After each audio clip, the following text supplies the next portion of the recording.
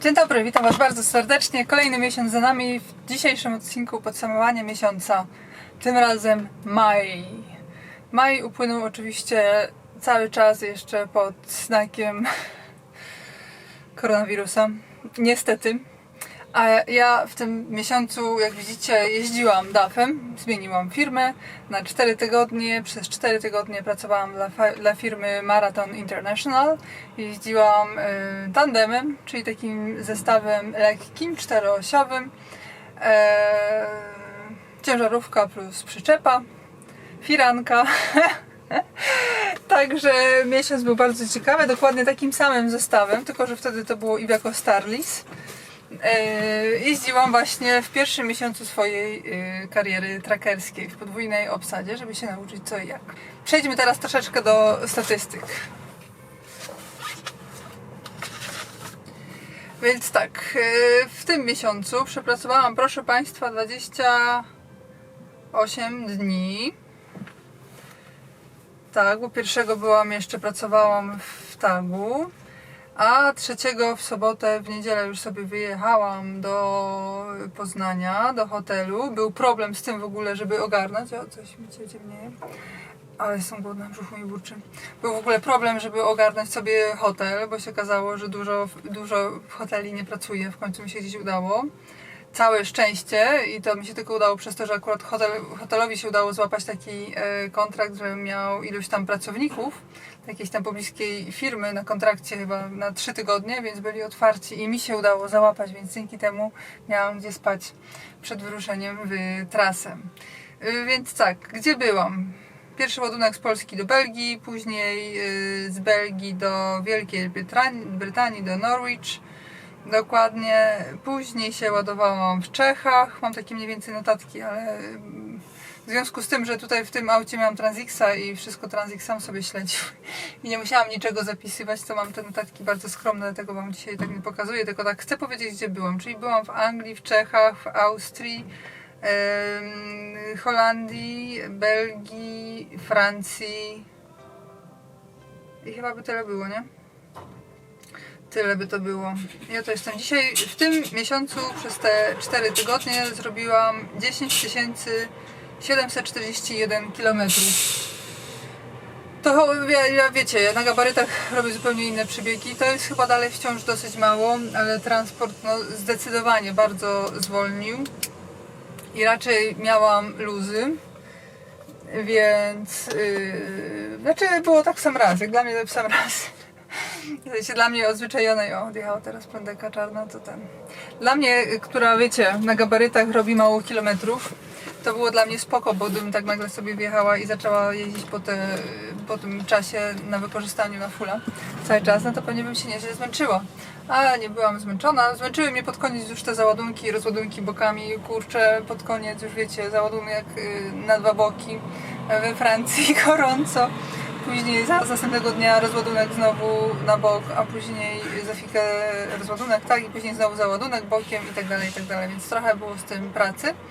I wiecie co, na początku sobie myślałam, że w sumie to mogłabym wrócić na taką pendekę i jeździć po Europie. Przypomniałam sobie te wszystkie takie pozytywne rzeczy, jakie się wiążą z pracą kierowcy i jazdą na long haulu, czyli na tych dłuższych trasach. Chociaż ja też wcale nie robiłam aż takich dłuższych tras. Myślę, kurde, fajnie by było sobie tak znowu jeździć. Tylko takie trasy, żeby mieć po 2000 km, to wtedy człowiek załaduje, kilka dni jedzie i wie, że jest kierowcą. Ale właśnie pod koniec tak mi się cały czas udawało, że codziennie załadunek i codziennie rozładunek i wszystko bokiem. Więc stwierdziłam, że w sumie to już mi się nie chce. I wczoraj już przy ostatnim składaniu przyczepy ciężarówki akurat konkretnie już się pokłóciłyśmy trochę z tym właśnie z tymi belkami wszystkimi. Spadła mi jedna na głowę i na ramię. Ale nie wiedziałam, że tak będzie. Ja wiedziałam, że tak będzie i to była oczywiście moja wina i ja doskonale wiem, gdzie popełniłam błąd ale go cały czas popełniałam i się wtedy dziwiłam, że w ogóle, że się nic nie dzieje. Nie? No ale dobra, mniejsza z tym. Ogólnie to bardzo się cieszę, że pojechałam w tą trasę. Na początku byłam zestresowana tym, że jadę sama, bo jednak ja już przez 5 lat pracy na gabarytach cały czas pracuję z zespołem i zawsze ktoś jest ze mną. I już się przyzwyczaiłam do tego, że zawsze w jakichś sytuacjach trudniejszych, zawsze po prostu ktoś może wziąć radio i pomóc mi gdzieś tam wjechać, wyjechać, czy cokolwiek, nie? Czy jak cokolwiek się nie dzieje, zawsze jest ktoś, nie? I sobie myślę, kurde, jak ja sobie teraz poradzę, będę po tej Europie jeździć sama, czy ja będę potrafiła jeździć takim zestawem i tak dalej, i tak dalej. Oczywiście, jak to zwykle wychodzi, strach ma wielkie oczy. I po prostu no cały czas starałam się uważać, bo to jednak jest też tak, że jak człowiek siada na zestaw niby łatwiejszy i mniejszy i tak dalej, jak pycha przejmie władzę, to wiecie jak to się może skończyć. Może się skończyć oczywiście tak, że się coś rozwali w tym zestawie, co niby jest mniejszy, łatwiejszy i takie tam. Więc no ja zdecydowanie jeździłam ostrożnie, nie przywiozłam żadnych uszkodzeń, nic, no poza tym, że kluczyki przewaliłam. I do tej pory powiem wam szczerze, nie wiem co się stało z tymi kluczykami. Ja pamiętam, że te kluczyki leżały tutaj, jak odbierałam auto, jak się wpakowywałam, to ich już nie było. I nie wiem co się z nimi stało, one po prostu wyparowały, no ale no nic, trudno. Co wam jeszcze chciałam powiedzieć? Tak, ogólnie się bardzo cieszę, przypomniałam sobie dużo. Mam ogromny niedosyt, bo jednak no tak ustalaliśmy, że będę jeździć gdzieś tam jeszcze, pojadę do Hiszpanii, do Włoch, gdzieś tam w ogóle te południowe klimaty. No okazało się, że niestety ciężko było z ładunkami jeszcze, tam te kraje dopiero się otwierają i dopiero tam coś rusza, więc no niestety nigdzie tak za bardzo nie dojechałam, więc mam niedosyt. Nie wiem, zastanawiam się, co z tego niedosytu wyjdzie. Mogą wyjść różne rzeczy, skoro już ja sobie przypomniałam, jak to się jeździ tak fajnie, jak to się fajnie jest być samemu cały czas na drodze. Spodobało mi się to wszystko z powrotem. Co z tego wyjdzie, to nie wiem, ale coś na pewno wyjdzie.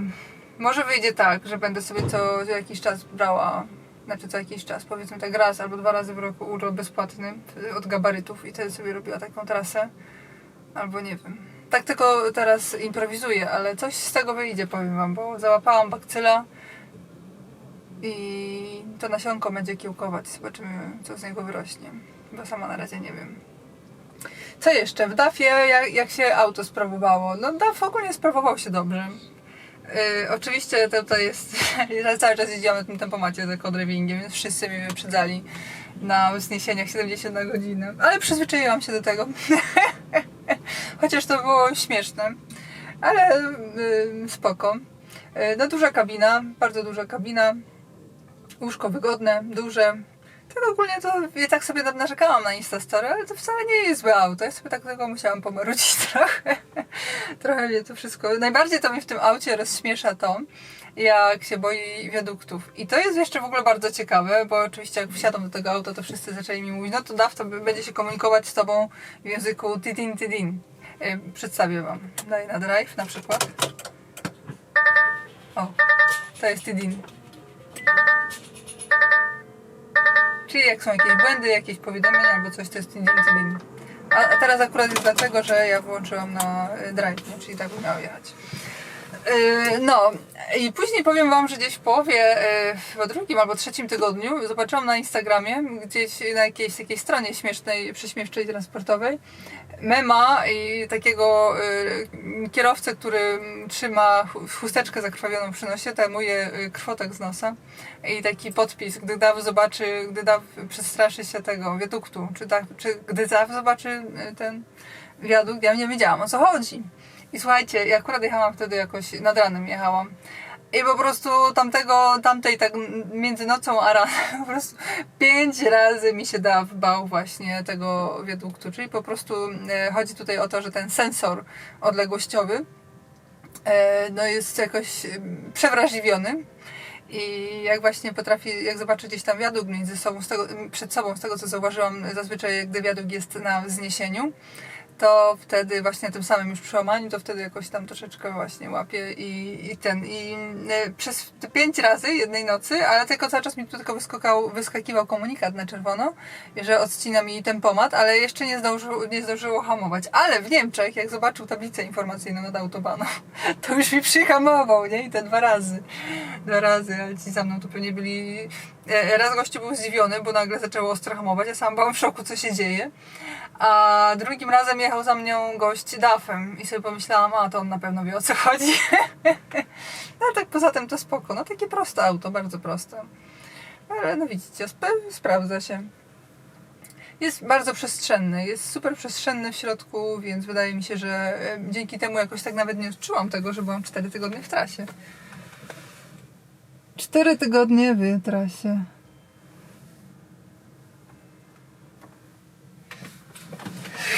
No. Co wam jeszcze chciałam powiedzieć? Chciałam wam powiedzieć, że właśnie dzisiaj jest piątek. Zaraz się pójdę tam jeszcze, muszę odstawić auto, wyrzucę śmieci, pójdę się pożegnać i tak dalej, i tak dalej. Może tutaj jeszcze pójdę sobie do food trucka coś zjeść, obiad, bo jeszcze dzisiaj nic nie jadłam od rana. I wracam do Krakowa, a później z Krakowa lecę do pracy. Gabaryty czekają, moje Volvo już jest załadowane, ktoś tam dzisiaj z firmy, z kolegów, ktoś ładował dzisiaj moje auto. 6 metrów szerokości z Holandii, ja już dokładnie gdzieś tam z granicy będę przyjmowała auto. W przyszłym tygodniu 6 metrów właśnie do Opola ciągnę. To jest ładunek idealny. 6 metrów to oznacza, że już 2 pasy autostrady dla mnie z policją. Policja cały czas będzie za mną jechać i pilnować, żeby mnie nikt nie wyprzedzał. Jeżeli autostrada będzie dwupasmowa, no to będzie zamknięta. Wiem, że mnie szczerze za to nienawidzicie. Gdyby to przede mną ktoś tak jechał, mnie hamował, to też bym go nienawidziła. Ale dla mnie po tych 4 tygodniach na plandece jazda z takim gabarytem z policją przez całą drogę będę z tydzień co nam jechać z tym ładunkiem. To jest po prostu wielkie podreperowanie i nakarmienie z własnej próżności i ega, więc przykro mi. Ale mi się to podoba. Dobra. Kurde, dalej zablokowali mnie. Widzicie, jeden przyjechał, drugi zajechał i co? I to. Myślę, że to by było tyle. Posprzątane auto mam, wszystko zestagowane, wzięte chyba. Nawet tym razem jakoś nie czuję, żebym coś zostawiła. Chyba nic nie zostawiłam wyjątkowo, widzicie? Dobra. Dziękuję wam za uwagę. Do zobaczenia w kolejnym odcinku. Filmy z tego okresu no, będą nadchodzić. Będąc w trasie, przede wszystkim skupiałam się na pisaniu książki. Materiały nagrywałam, nic nie publikowałam, bo to kosztuje dużo czasu i energii, żeby je składać i tak dalej, i tak dalej. A ja chciałam właśnie poświęcić całą swoją energię na książkę. Dobra, teraz to już dziękuję i do zobaczenia. Hej! No dobrze, Fafik. Dziękuję za współpracę. Za mnie to, żeś mnie po Europie obwoził. A ja już jestem wypakowana. Tu są jeszcze jakieś resztki moich rzeczy. Nie wiadomo jakich, takich, które się nie nadawały do wyrzucenia, a też w sumie jakoś się nie zakwalifikowały na inne pakowanie. Skoda znowu pełna. Welcome to my world.